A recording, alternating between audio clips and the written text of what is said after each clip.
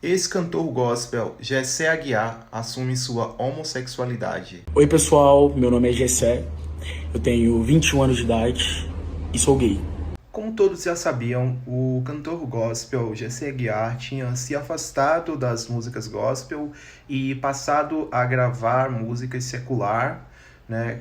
E com isso já havia recebido muitas especulações e muitas críticas do meio evangélico, do meio gospel. É, Ele mesmo conta no seu testemunho, conta na sua história, agora que ele resolveu revelar o momento o motivo de suas depressões, o motivo de suas tristezas contínuas, que ele mesmo diz que não se abria para ninguém, as pessoas não conseguiam entender por que ele se considerava uma pessoa triste e depressiva, sendo que ele estava no meio gospel, no meio evangélico, estava em ascensão. Tinha suas músicas tocadas em vários templos evangélicos, em vários eventos evangélicos, era convidado, tinha sua agenda sempre lotada, mas não estava se sentindo completo, não se sentia ele mesmo.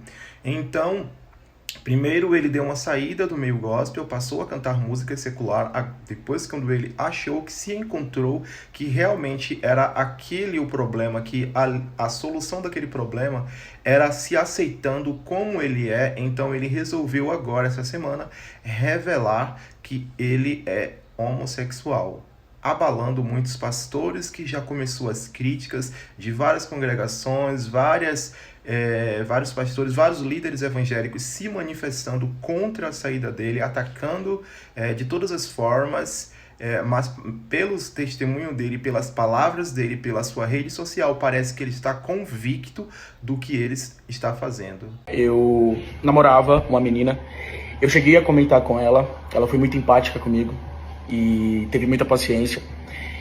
Logo mais, eu fui crescendo e comecei a descobrir coisas e filosofias que batia mais ou menos com aquilo que eu acreditava e com aquilo que eu estava vivendo.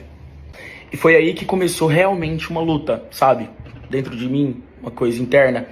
Porque o contexto que eu estava vivendo, ele me pedia para eu lutar contra aquilo que tinha dentro de mim.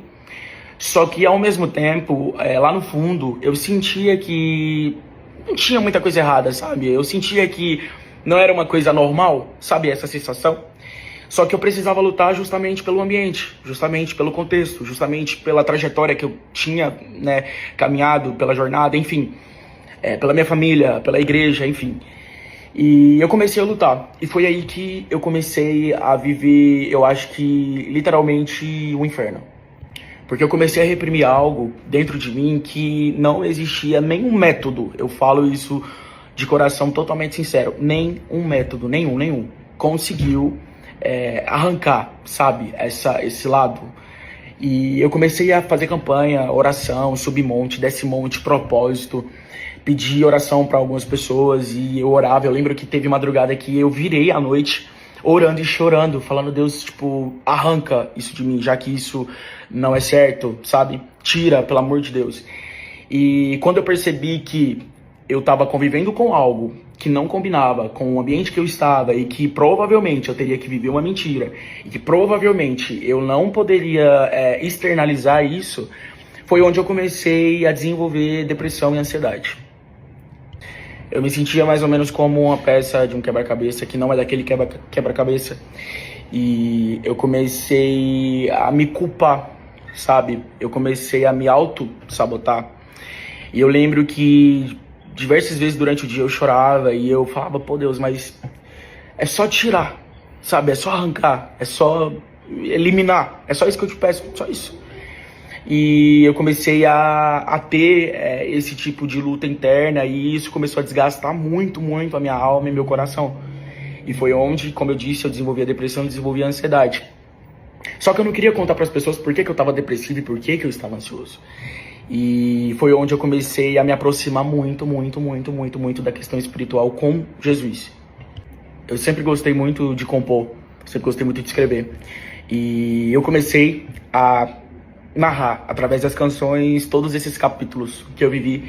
E foi onde nasceram canções que hoje as pessoas escutam e ajudam elas especificamente nessa área da depressão e ansiedade. Eu acho que a virada de chave na minha vida a respeito disso, né? De eu olhar pra mim mesmo e não me sentir mais culpado, de eu olhar pra mim mesmo e não me sentir mais julgado ou autossabotado, foi quando eu tentei o suicídio, mais ou menos ali em 2020. E depois disso, eu parei de frente pro espelho, olhei pra mim mesmo e falei, cara, não tem nada de errado com você, sabe? Não existe nada de anormal, não existe nada de diferente só porque você é gay. E quando eu aderi a essa autoaceitação, foi quando as coisas começaram a se tornar mais leves pra mim. Porque eu olhava e achava tudo muito natural, tudo muito normal, e comecei a me aceitar da forma que eu sou. Então já não tinha mais aquela questão de eu me julgar, sabe? De eu me condenar eu mesmo, sabe? Não tinha mais essa questão. E foi aonde eu comecei a trilhar um caminho, sabe? A viver um processo, abrir uma jornada, que eu acho que foi o caminho que me trouxe exatamente até aqui agora, onde eu tô. Veja que em seu testemunho ele chega a dizer que estava lá na igreja, estava lá no meio gospel, no meio evangélico, era conhecido, era bem popular, tinha uma vida, tipo, digamos, perfeita, né? Tinha crescido em sua carreira como cantor, era reconhecido, tinha uma agenda lotada, ganhava dinheiro, já tinha uma namorada. Praticamente a vida dele estava totalmente encaminhada, como diz os cristãos, né, baseado na fé cristã, mas ele não se sentia completo, embora os cristãos eles tentem de todas as formas acreditar que a única forma da pessoa ser feliz é estando na igreja, e mesmo que você seja homossexual, seja uma lésbica, seja um gay, uma mulher trans, você precisa se anular, você precisa deixar de ser você para poder estar e conseguir estar naquele ambiente. Então veja que no próprio testemunho dele, de alguém que não viveu apenas um ano, 2 anos, alguns meses, viveu uma história, né, de vida, praticamente a vida inteira, dentro da igreja, dentro do meio evangélico, e ele não se sentia completo, porque, como ele mesmo diz em suas próprias palavras, ele estava se anulando, ele estava ali sem conseguir se encaixar, mas fazendo o papel. É o que muitos homossexuais fazem hoje em dia, é entrar na igreja e passar a desempenhar um papel de liberto, um papel de alguém que não sente mais atração por pessoas do mesmo sexo, aí deixa de ser feliz, vai vendo pessoas normais, né? Normais no segundo visão cristã. Não estou dizendo que o normal é não ser gay, eu estou dizendo na visão cristã, que eles acham que pessoas normais, que é homem com mulher, é a normalidade criada por eles. Porque nem na natureza isso é algo normal. Eles falam, é contrário à natureza, sendo que 97% dos animais na Terra praticam homossexualidade. E aí, no caso, o gay tá lá desempenhando o seu papel e vendo os outros viverem seus relacionamentos, incentivando ele a suprimir os desejos dele, né? Ali quem tá fazendo um sacrifício, cada qual tem seus pecados.